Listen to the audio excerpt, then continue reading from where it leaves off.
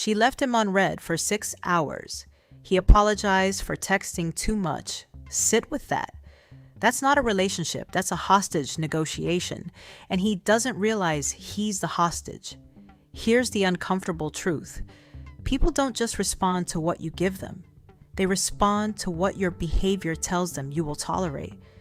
If you're always available, always saying yes, always replying instantly, always rearranging your life for someone else, eventually, your availability stops feeling special. It becomes expected.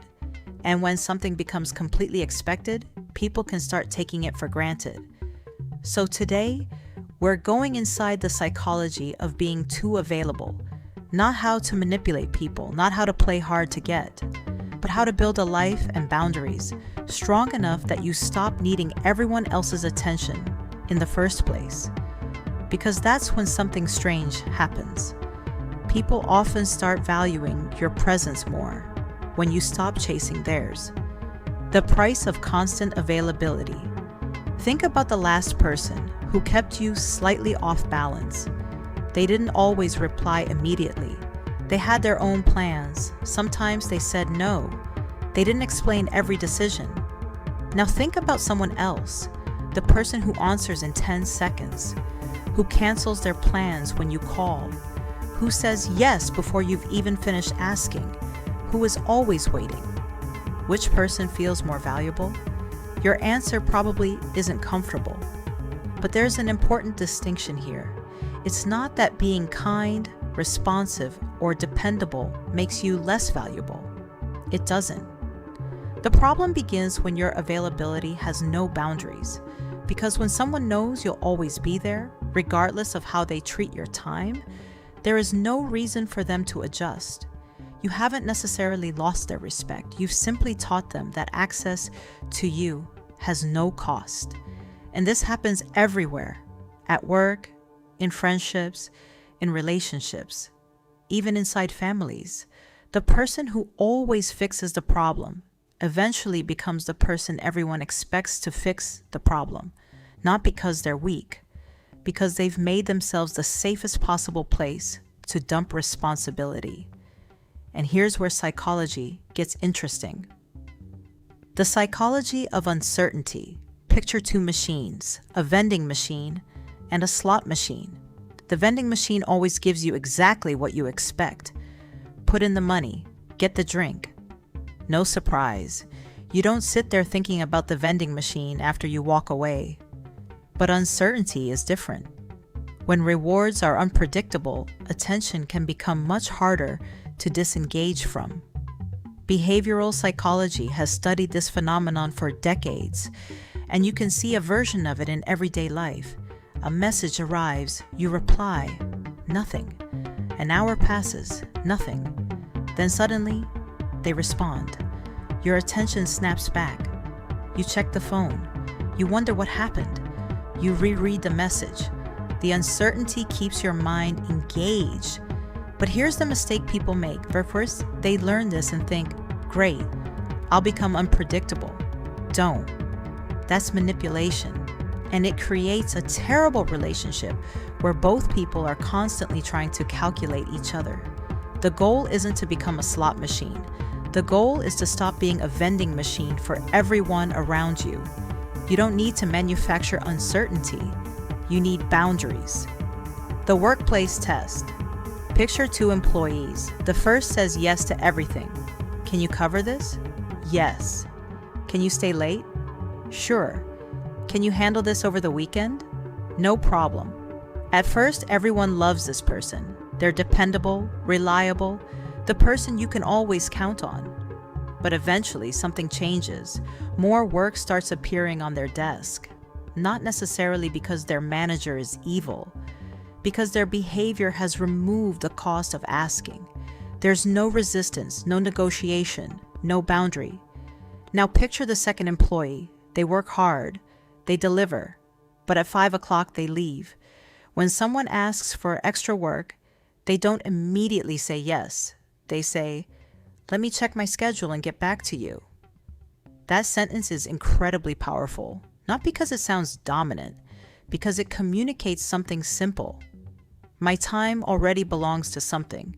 That's the difference between having boundaries and playing games. You're not pretending to be busy. You actually have priorities, needed versus valued. And this brings us to one of the most important distinctions in this entire video. Being needed is not the same as being valued. Being needed means you're useful. You're the person who picks up, the person who fixes things, the person who never says no. Being valued is different. Being valued means someone chooses you freely, not because you are endlessly available but because they genuinely appreciate who you are. Needed people can become exhausted. Valued people can be respected. And the danger is that we often confuse the two. We think, if I keep giving, they'll finally appreciate me. If I'm always there, they'll realize how much I matter. Sometimes they do. But sometimes you simply teach them that your sacrifice is normal. And once sacrifice becomes normal, people stop noticing it. Where this advice goes wrong. This is where most advice about being unavailable goes completely wrong. It tells you, don't reply, disappear, wait 6 hours, make them wonder where you are, post something mysterious, make them jealous. That's not confidence, that's theater. And theater eventually becomes exhausting because now you're not living your life, you're monitoring theirs. Has she seen my story? Should I reply now? Has he noticed I'm ignoring him? You haven't escaped validation. You've built your entire day around it. Real unavailability looks completely different. Imagine the person who left you on red. Maybe they weren't playing a game. Maybe they were at dinner with their family, at the gym, working on something they care about, talking to a friend, or simply living a life that didn't stop every time their phone buzzed. That's the difference. Therefore, fake unavailability is a tactic. Real unavailability is a byproduct of having a life, and that distinction changes everything. The real shift. So what do you actually do? You don't start replying slower. You don't manufacture mystery. You don't suddenly become cold. You build a life that doesn't revolve around being needed. Make plans you actually care about. Develop friendships that don't depend on one person. Work towards something that makes you proud. Take care of your body. Learn something, create something. And most importantly, learn to tolerate the tiny discomfort of not responding immediately. Your phone buzzes. You feel the impulse. You want to check. You want to reply. You want to remove the uncertainty. Sometimes, just let the phone sit there, not to punish anyone, not to make them chase you, but to remind yourself you are allowed to finish your own life before answering someone else's request. That discomfort gets easier, and eventually something changes. You stop checking your phone every 90 seconds. You stop rehearsing messages. You stop wondering whether someone is thinking about you. And that quiet is the real reward. Not making someone chase you, becoming someone who doesn't need to be chased. Go back to that person apologizing for texting too much. Imagine them 1 year later. They still care. They still love people. They still answer messages. But their entire identity isn't waiting for someone else to choose them. Their calendar isn't empty, waiting for someone else to fill it. Their self-worth isn't measured by notifications. And when they say no, they don't write a 5-paragraph apology. They simply say, I can't make it tonight, maybe another time. That's what real confidence looks like. Not becoming difficult to access, becoming difficult to abandon yourself for. Because the goal was never to make people miss you. The goal was to build a life you don't want to escape from.